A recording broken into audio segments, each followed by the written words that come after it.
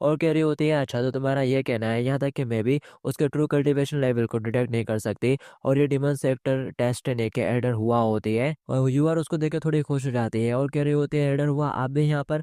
वो उसके पास बैठते हुए कहती है हमें सिर्फ अकेले नहीं हो जितना तुम सोचती हो, किनफेंग रूल्स उससे ज्यादा इंपॉर्टेंट है। लेकिन लेकिन मैं इससे भी ज्यादा इंटरेस्टेड इस साइड में हूँ। उसकी बड़ी बहन कहती है एडर हुआ आखिर आपका इस बात से क्या मतलब है, क्या यहाँ तक कि तुम भी उसके कल्टीवेशन लेवल को नहीं देख सकती?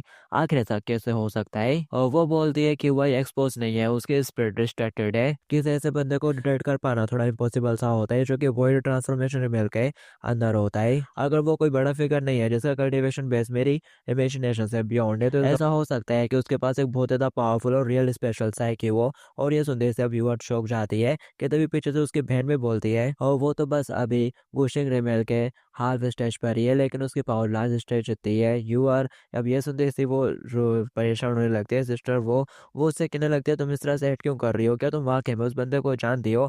आखिर वो एग्जैक्टली आया कहाँ से है बताओ जल्दी से। और अब वो दोनों उसे घूर घूर कर देखना शुरू कर देती है और यू आर बहुत ज़्यादा परेशान हो जाती है और सोच रही होती है ये बात तो मेरे को भी नहीं पता है और वो भी मेरा अभी तक असली सेक्टर के बारे में नहीं जानता। क्या हुआ अगर मेरे सिस्टर और बाकी लोग उसके प्रति आकर्षित हो जाए और फिर वो उसको लेने के लिए लड़ना शुरू कर दे? नहीं, मुझे उसके बारे में इतनी चिंता क्यों हो रही है? और उसकी बहन कहती है तुम इसके बारे में मेरे को नहीं बता रही हो, कैसा हो सकता है कि तुम दोनों ऑलरेडी। ये सुनते से वो इमेजिन करने लगते हैं कि उसके सिस्टर ऐसा सोच रहे हैं कि अब वो दोनों एक दूसरे के प्यार में है, कल्टिवेशन वगैरह वगैरह। ये सुनते से वो शर्माते हुए उसे मना करने लगते हैं नहीं नहीं सिस्टर आप कुछ ज्यादा ही सोच रही हो। हालांकि मैं उसके बारे में बस थोड़ा बहुत जानती हूँ। उसका नाम जियाई है और वो होंगजो में एक हिडन फैमिली का वंशज है। उसकी साइको एक्सट्रीमली पावरफुल है, यहाँ तक कि उसके पास तो सिनेस्ट्रल बॉडी है बिल्कुल ग्रेट जडी मॉडल बॉडी की तरह। ये सुनते से पर्पल बाल वाली बोलती है क्या होनचोंग में कोई सी हिडन फैमिली, और उसकी सिस्टर बोल रही होती है ग्रेट जडी मॉडल बॉडी। वो बोलती है डेट्स राइट, अगर उसके परिवार ने उसकी सीक्रेट तरह से रक्षा करने के लिए एक पावरफुल मास्टर को नहीं भेजा होता तो मैं अब तक उसे खा चुकी होती। और फिर साथ ही वो मनी मन चलाते हुए कह रही होती है आखिर में ये सब क्या बोल रही हूँ, और खुद ही को शांत करते हुए कहती है ये सब ब्रदर को बचाने के लिए है। उसकी बहन सीरियस होते हुए बोलती है तुम लोग वाकई में डुअल कल्टीवेशन नहीं कर रहे हो है ना? और वो हाथ हिलाते हुए कहते हैं नहीं नहीं नहीं नहीं, हमने बस ज़्यादा से ज़्यादा एक दूसरे के थोड़े बहुत क्लोज आए हैं और रबिंग की हुई है। वो बोलती है क्या रब हुआ है? वो फिर चिल्ला पड़ते हैं अरे कुछ नहीं।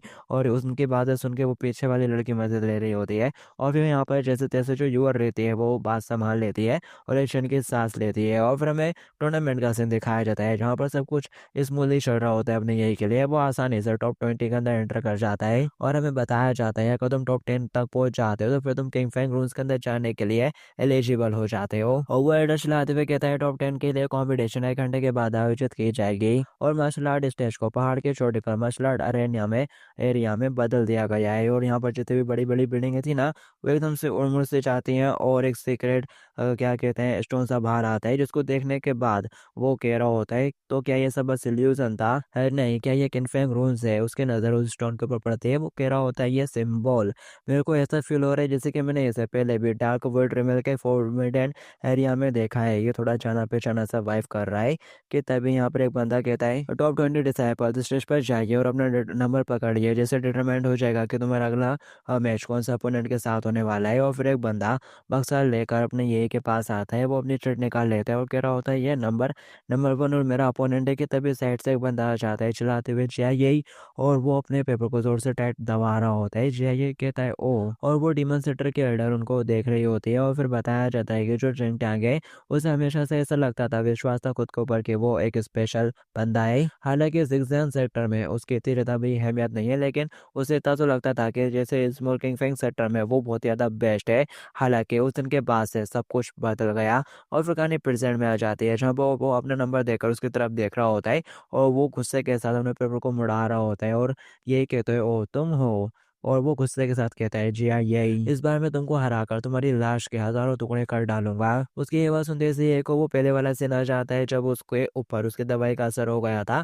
तो वो उसके मजे लेते हुए कहता है ब्रदर मैं बिल्कुल भी उस तरह का इंसान नहीं हूँ, मेरे इस तरह की चीजों में कोई भी दिलचस्पी नहीं है। और वो घबराने की एक्टिंग करना शुरू कर देता है जो देखकर वो चिढ़ आता है। वो चिढ़ाते हुए कहता है कि तेरी हिम्मत कैसे हुई मेरे मजाक उड़ाने की, और वो सब तेरी ही वजह से हुआ था और तेरी ही गलती है। और लोग बाग आपस में बातें करना शुरू कर देते हैं और लोग फुसफुसा रहे होते हैं क्या तुमको पता है सीनियर ब्रदर जिंग टैंग वो छोटे रिमिल वाले बंदे को भी नहीं हरा पाई और इससे भी रहता मैंने तो सुना है कि उनको आर्मियों के अंदर इंटरेस्ट है। जो सुनने के बाद वो जोर से चिल्लाते हुए कहता है ये सब इसकी गलती है और आज मैं अपनी कल्टीवेशन को बिल्कुल भी सप्रेस नहीं करने वाला। देखता हूँ कि आज तुमको मेरे से कौन बचा पाता है। पर ये तो उसको फुली इग्नोर कर रहा होता है जिससे वो और भी चढ़े आता है और चिल्लाते हुए कहता है यू इस बार मैं तेरे को डेफिनेटली मार डालूंगा। पीछे एडर थोड़ा खांसना शुरू कर देता है और बोलता है टॉप 10 के मैचेस बहुत जल्दी शुरू होंगे, प्लीज तुम दोनों कंटेस्टेंट अपने नंबर पर अरेना में पहुंच जाओ। और वो गुस्सा करते हुए कहता है अच्छे बच्चे बनो और इंतजार करो, मैं तुम्हें मार डालूंगा।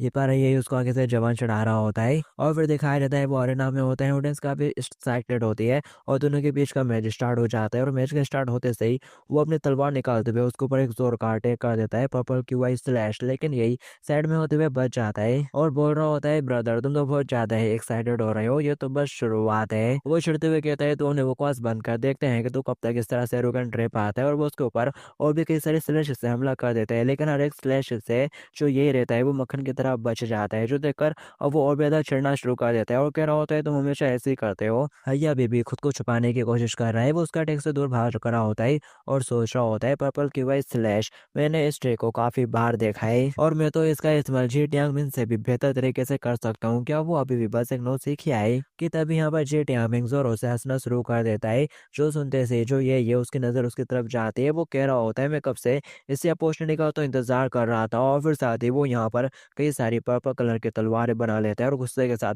उसकी तरफ देख रहा होता है और कह रहा होता है तुझे मरना पड़ेगा मेरे लिए, और सारी पर्पल तलवारों से उसके ऊपर अटैक कर देता है हर साइड से।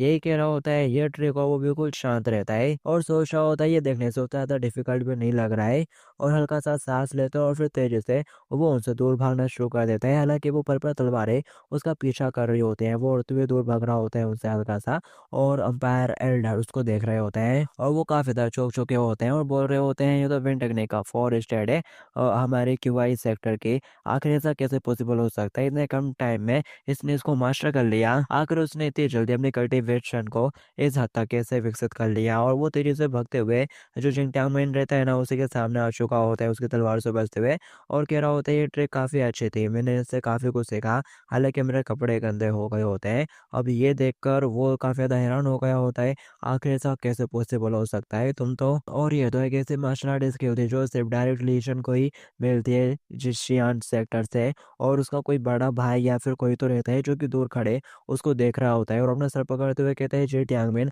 आखिर तू खुद को और कितना ज्यादा बेइज्जत करवाएगा और यही को तो कोई डैमेज ही नहीं लगा, क्या वो वाकई में एक फिजिकल कल्टीवेटर है, क्या ये जिया यही वाकई में किसी हिडन फैमिली का मेंबर है। और ये सब देखकर जो युवा है वो तो काफी ज्यादा खुश हो गई होती है यही के लिए। पर तभी यहाँ पर जो जिंग मियान टेन रहता है ना और वो अब हंसना शुरू कर देता है, हंसते ही जा रहा होता है, खुद का चेहरा कवर कर लेता है और पूरा लाल हो रहा होता है उसका चेहरा और वो और जोर जोर से हंसना शुरू कर देता है। जो देखकर ये कह रहा होता है हे कहीं तुम पागल तो नहीं हो गए ना, मैं इसकी रिस्पॉन्सिबिलिटी नहीं लेने वाला।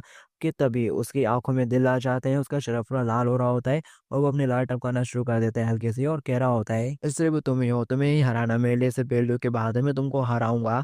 और वो एकदम से उसके करीब जाने लगता है तेजी के साथ और कह रहा होता है मैं तुम्हारे साथ होने के लिए कुछ भी करूंगा। तभी ये कहता है जरा एक मिनट रुको, सीरियसली तुम श्योर हो कि तुम्हें कुछ गलत तो नहीं हो गया है। और वो उसको एक रख के चाटा दे देता है और सोच रहा होता है कि इसके ऊपर अभी भी उसे मेडिसिन का असर है और नो इसने यहाँ पर अपने रियल स्ट्रेंथ का इस्तेमाल करा है। और वो कह रहा होता है जिस दिन तुमने मेरे को हराया था उस दिन के बाद से मैं हर समय ये सोचता हुआ आ रहा हूँ कि मैं चाहता हूँ कि मैं तुमको भी हार का स्वाद चखाऊं। और इस पूरे टाइम हमें दिखाया जाता है वो यही कि किसी गंदी से पेंटिंग के साथ चिपक कर अपने अरमान पूरे कर रहा होता है और फिर साथ ही गुस्से के साथ और साथ में प्यार के साथ उसकी तरफ देख रहा होता है और कह रहा होता है इस पूरे टाइम से मैं बस इस दिन के लिए इंतजार कर रहा था। और वो अपने पास से कुछ बोले निकालता है और उसकी तरफ फेंक देता है, जो देखकर एडिटर कहता है नहीं जाओ रुको। पर अब तक काफी ज्यादा देर हो चुकी होती है, वो बोले ये के पास पहुंच जाती हैं और फिर जोर का धमाका होता है स्टेज पे और जिंग टैंगमिन खुद भी चौंक जाते हैं और कह रहा होता है यू कि तभी दिखाया जाता है जो यही है वो बस हल्का सा खांस रहा होता है और कह रहा होता है किस्मत से मैंने तेजी से रेड कर लिया, उसको पड़ी ही नहीं होती है कोई नुकसान, हालांकि बस वो थोड़ा गंदा हो गया होता है। तभी एडर उसके पास आ जाता है, उसके सामने आके खड़ा हो जाते हैं और कह रहा होता है जो जी टैंगमिन है उसने रूल्स को तोड़ा है, उसने यहाँ पर हिडन वेपन का इस्तेमाल करा है, इसलिए ये राउंड के तभी यहाँ पर उसकी तरफ का हेडर आ जाता है और कह रहा होता है जरा एक मिनट रुको, सबसे पहले पहले जीआई है जो कि स्टेज से गिरा था, तो रूल्स के अकॉर्डिंग वो ये मैच हार चुका है। ये बात सुनते ही सभी लोगों का ध्यान उसकी तरफ चला जाता है, सभी उसी को ही देखना शुरू कर देते हैं और वो चलाते हुए कह रहा होता है, मेरे को विश्वास है यहाँ पर जितने भी लोग मौजूद हैं उन सभी ने देखा है कि एक्सप्लोजन के पहले ही जो जीआई है वो स्टेज से नीचे गिर गया था, तो रूल्स के अकॉर्डिंग वो यहाँ पर मैच हार चुका है। वो एल्डर कहने लगता है, लेकिन ये सुनते से वो गुस्से के साथ उसकी तरफ देखता है, तो फिर वो एल्डर भी कुछ नहीं कह पाता और नजरें घुमा लेता है और ये सब देखकर जो यही है वो सोच रहा होता है, हालांकि मैं तो बस एक अच्छा पर्सन हूँ जो कि गैर जरूरी मुसीबतें नहीं चाहता है, तो आखिर क्यों डिजाइन सेंटर के लोग इतना डिस्कस्टिंग है और ये सारे ऐसे क्यों करते हैं।